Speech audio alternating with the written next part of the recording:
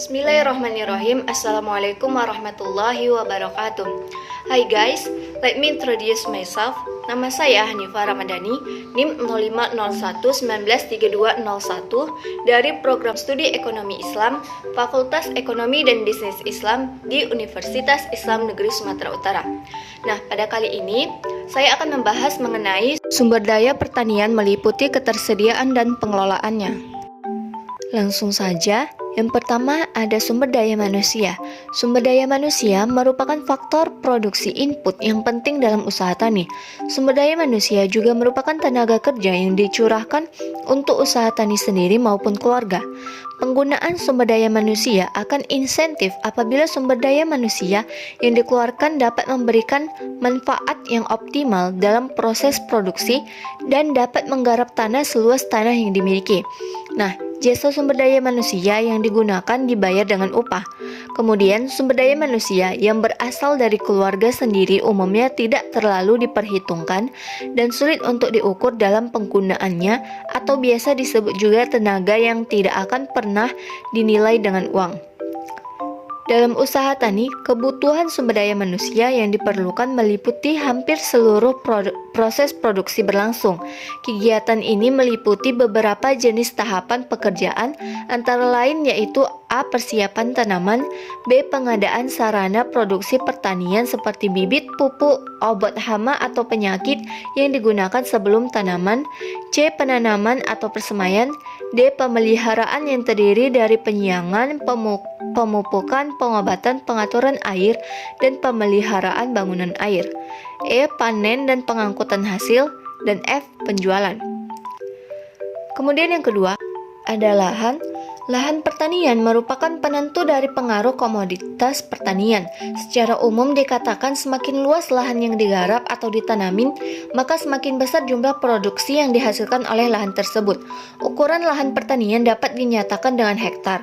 Di pedesaan, petani masih menggunakan ukuran tradisional, misalnya seperti patokan dan jengkal.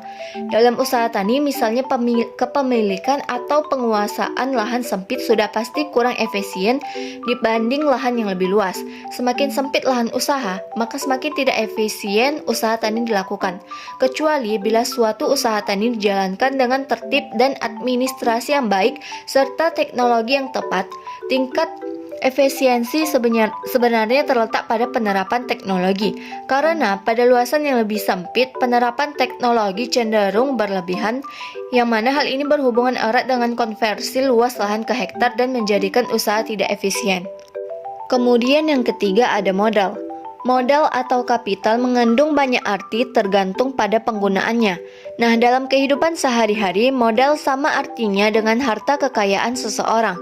Semua harta berupa seperti uang, tabungan, tanah, rumah, mobil, dan lain sebagainya yang dimiliki.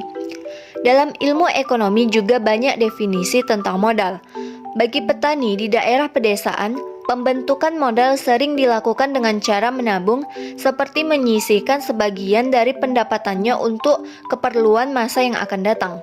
Dalam pengembangan pertanian, ketersediaan modal dalam jumlah cukup dan tepat waktu merupakan unsur penting dan strategis. Modal dalam bentuk uang tunai sangat diperlukan bukan hanya untuk memenuhi kebutuhan sehari-hari, tetapi lebih daripada itu untuk membeli sarana produk pertanian. Misalnya seperti bibit, pupuk, dan lain-lain yang memungkinkan petani melakukan proses produksi yang selanjutnya untuk mendapatkan uang dari hasil penjualan produk usaha taninya. Untuk studi kasus di materi kali ini saya ambil contohnya pada jurnal Agribisnis tahun 2020 dengan judul Pengaruh Tenaga Kerja, Modal dan Luas Lahan terhadap Produksi Usaha Tani Tebu di Kecamatan Ngadiluih, Kabupaten Kediri oleh Muhammad Rozi, Abu Talkah, dan Ahsin Daraini. Dalam jurnal ini ditemukan bahwa hasil pengolahan data dengan perhitungan perangkat lunak program komputer SPSS for Windows dihasilkan jika F hitung sebesar 10,748 dengan menggunakan taraf signifikasi alfa yaitu 5% dan daerah kritis DF sama dengan 3 dan N sama dengan 95 yang menghasilkan F-table sebesar 2,70.